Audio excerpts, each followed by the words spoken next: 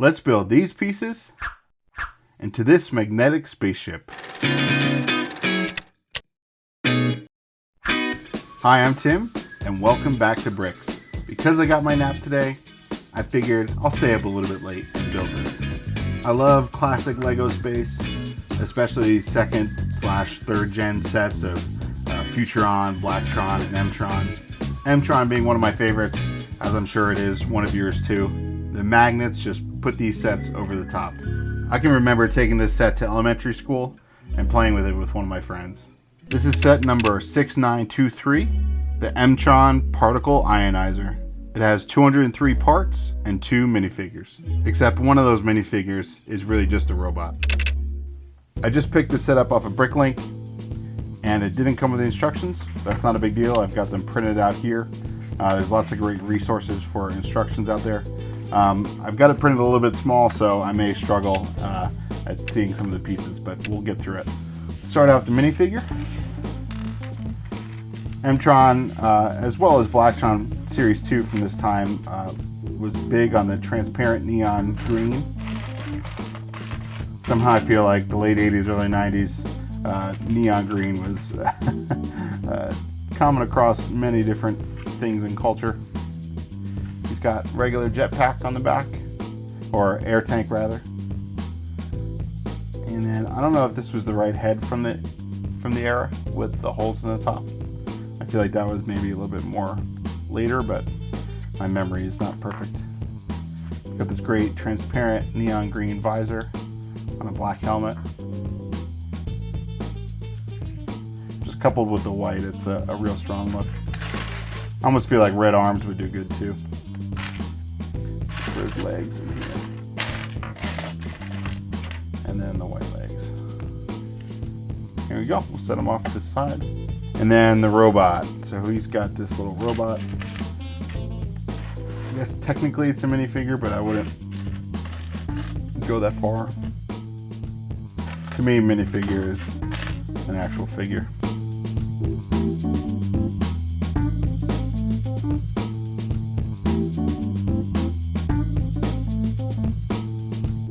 That's interesting, they're using this piece for his head. It's a classic sort of control panel used for a lot of different things. I was just putting together a boat the other day, and they had one of those at the front, sort of a mooring point.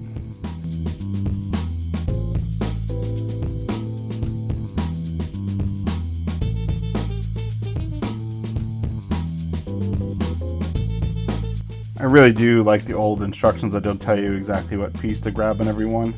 That really just kind of look at the picture and discern what needs to be there. I find it to be a more relaxing build style, as opposed to being told what exact piece to grab next. That little bit of freedom goes a long way in my book. Perhaps that's just because I grew up with it. My wife, who's now getting into Lego, has some adjustment going back to the sets without the specific instructions. She doesn't have any problem with it, but I think it's just from being conditioned from having everything pointed out to this. It's just a little bit of a learning curve. So here's the other quote-unquote minifigure. Kind of a cool little piece, a little robot to go along. But when I think minifigure, that's what I'm expecting. So these great fuselage pieces. I was putting together some planes the other day too, some classic planes. Videos to come soon on that. But I just love these fuselage pieces. 1x6 to hold them all together. This red color is so good. It's such like a warm red, almost got a little bit of yellow in it to bring it more on the orange side of the scale, but it's just a great red. So we got these great long bricks here. Let's count them. 2, 4, 6, 8, 10, 12, 14, 16 long. These are fantastic. You don't get these very often. And then you go here. Starting to build out the base of this ship.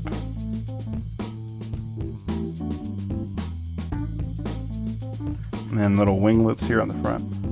Another great little piece. Sort of a half of this guy. Connect the two parts of the ship. a great classic Lego crunch. Okay, so it looks like we're gonna build, I think it's gonna be part of, I'm gonna hold up some sort of screen. Use this, and then I think this piece was fairly new around the time too. If I can find it, was this sort of vertical hook here. I remember that being new at some point. Okay, now this large tile on the back, or plate on the back. So what did I do here? This is one too far back. If you notice me doing that wrong, put it in the comments. Little spot where he's gonna, little cockpit where he's gonna sit. And we can flip it over. Put these on the bottom. I think nowadays these would have been the ones that are smooth on the bottom. Kind of give it a little bit of standoff from whatever surface you have it on. And another one for the back. I think that's right. Yep. And here's some great classic pieces in black this time. These sort of jet pods, use them decent space sets, or a decent amount of space sets, and they're going to go back here.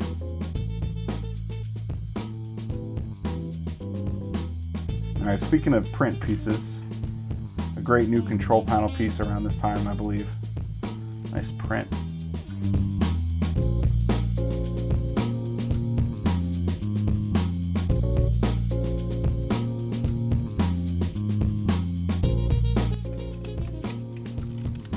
So again, just really building up the fuselage here. It's a nice look to it so far.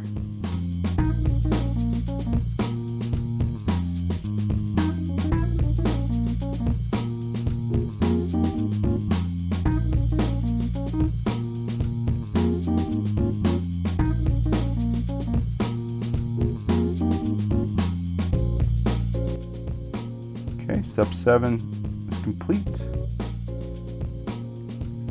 Here's some of those more printed pieces here. Well, that's one. That's not what I was looking for though. With the M's on them.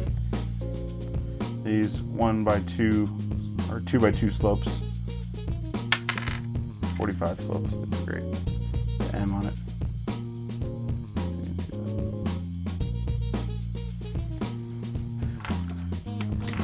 Just in case you didn't know who this was, it's M-Tron. No mistaking it now.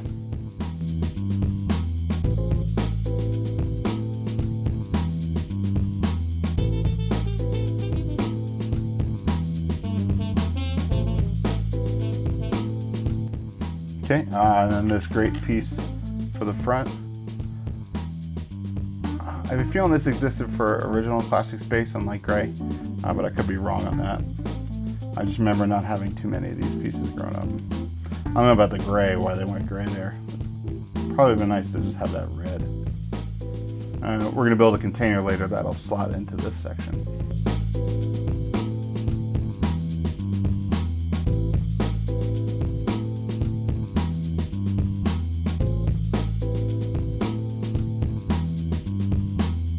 That looks like it for step 9. Step 10, we're gonna put some 1x2s here.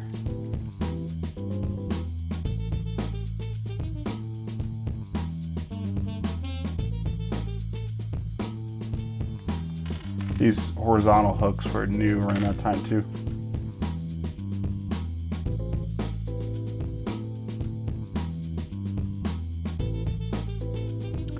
And step 11, this has an interesting piece in here I certainly didn't see too often. Sort of 2-height brick, but then has studs all around it. And they're using these little winglets here. Also on some of the smaller airplanes in white.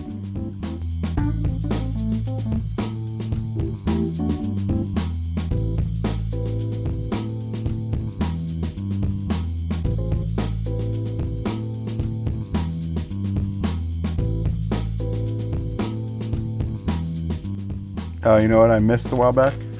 And it's on video. I tend to miss a lot of stuff.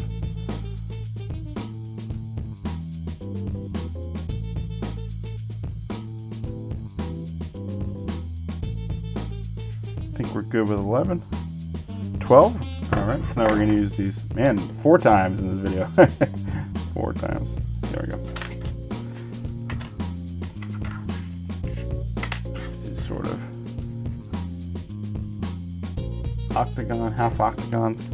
Another great printed tile. These 2x2 tiles with M. This thing is just branded M-Tron from top to bottom. Or front to back at least.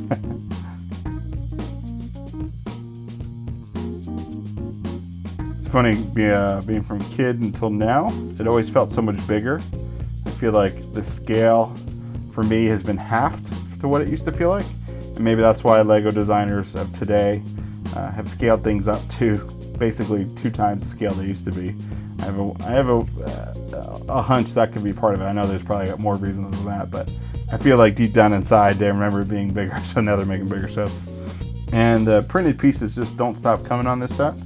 So we've got these great side doors. These are all in white on the shuttle. It's a space set, but more of a town space set of the space shuttle. And these were in white for the bay doors, I believe, if I remember correctly. But just a great print on there. You know, really nondescript. You don't know what it is, but it gives a hint of something technical, something space. And I just appreciate that creativity there. And these are going to be mounted like this, actually, from the top. Got,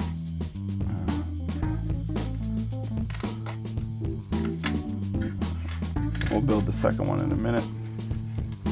It has to be mirrored. Oh, and we can actually put. I don't know if I'm cruising through space if I want my wrench and walkie-talkie on the outside of the ship, but for Lego, it's perfectly suitable and fun play value.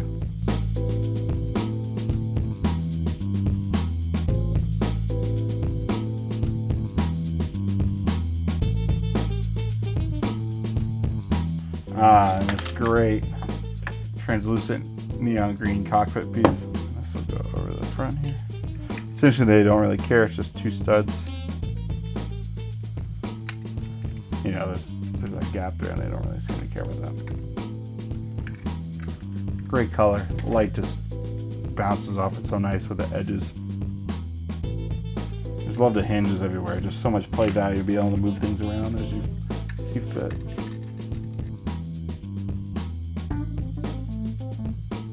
Let's move on to step 14, if I'm not missing anything else. Oh, you know what? I took these off before and I never put them back on.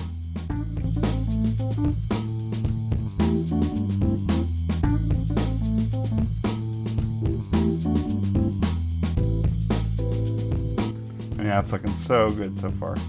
What a great spaceship.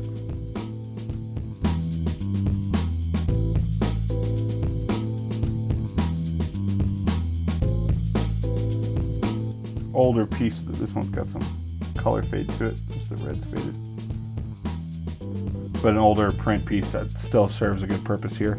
It's going to hold on that cockpit piece a little bit and give us a little more room at the top.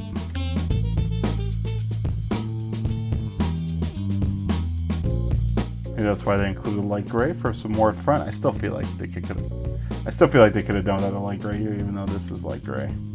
I don't know that that's needed there. If I were to customize it, that's what I would change out.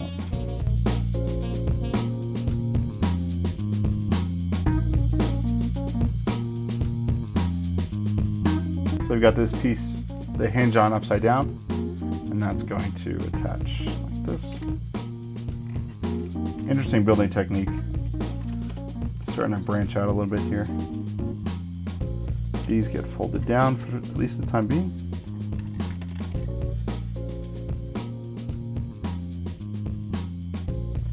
Now the piece de la resistance. We got the magnet. So this is actually a piece that was similar to, I don't remember exactly. So this piece is very similar to, if not the same as ones that was found on the trains. Train couplers. Actually, I think the train coupler is a little different. But Lego found another use for these little magnets from the day. So this one's gonna snap in here. You might think of it as a bit of a novelty piece or a gimmick, but really it adds a lot of play value and it's a whole lot of fun. So I think it's a gimmick that's put to good use at least. if not just an ingenious move to use magnets on more than just trains. You know, you gotta buy so many for the train sets, maybe get a bulk discount for more, and then you're able to build more sets. What a good use in space. All right, and also teaches kids about magnetism, which is awesome.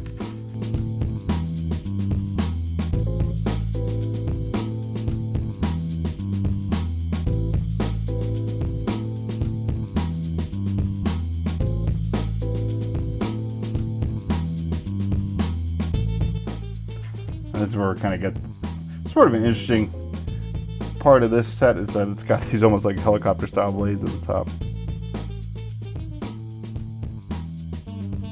Great hose pieces, flexible. Ends turn so they can be posed in many ways. And these are going to go back to here. They do have a tendency to pop off if they're torqued too much, so I don't know that I remember that being a problem on this set, but we'll see. Yeah, there we go.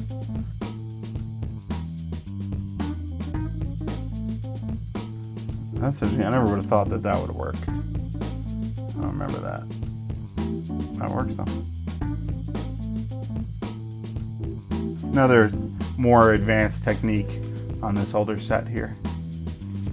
Give some rake to the blades or the rotors. And we're going to flip them like this, and this is where the robot lives. So that's interesting. So he just kind of lives right in there. Next up, we're going to build a magnetic container that this whole set is going to lift. So kind of take a little bit of a break here before you finish the set. All right, so these containers are great. I remember them being on the big, main vehicle too that I'd like to pick up one day. Again, it had some great pieces. These containers, fun to pick up and put down and move around and add a little extra play value for some scenery. Put some clips in here. This little container is going to store some more tools. And it's typically a rocket piece, but I think they're trying to make a suggestion of some sort of jewel that you found or mineral that you found on some planet.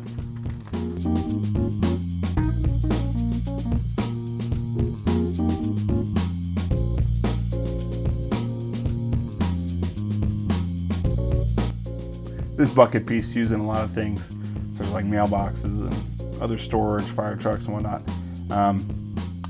Another great print for the front that just transforms it into a uniquely M-Tron piece. A little storage in there is always fun.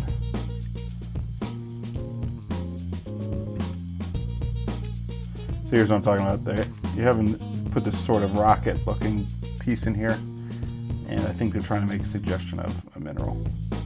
There's no other pieces like that on the set, so it's not like it's a spare part. This is before the mineral pieces showed up. Yeah, the other containers on the other ship actually use these on the outside, which were fun. This doesn't quite go that far. And then this other magnet lives in this vertical connector. So right here. I get these great translucent green antenna on here too.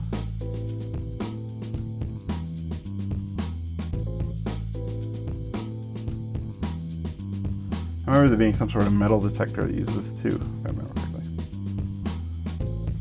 That's interesting, these little connectors here. These connectors are interesting and they actually plug into the holes. It's not a very common building technique.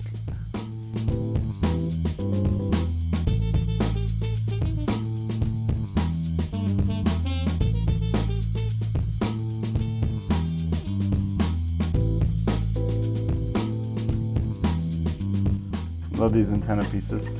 And then these guys, another interesting building technique. Whoever designed this set was being very creative. These go into the cups. Decent spin on that too. And then this cone goes on top. And I'm gonna go back and see if I missed anything. It's interesting to have those two red pieces left over. Let's get him inside. Get him in there. And then this is the greatest function right here, where this would reach out and grab it. So now we've got a magnetic connection. We can just put this right in the back of the ship. And the spacing there is perfect. It holds on to it. And it's good to go. We can angle these up. And there we have it. Another solid build. If you like this video, hit that like button. If you want to see a full review, please subscribe. As always, thanks for watching. And until next time, let's get back to bricks.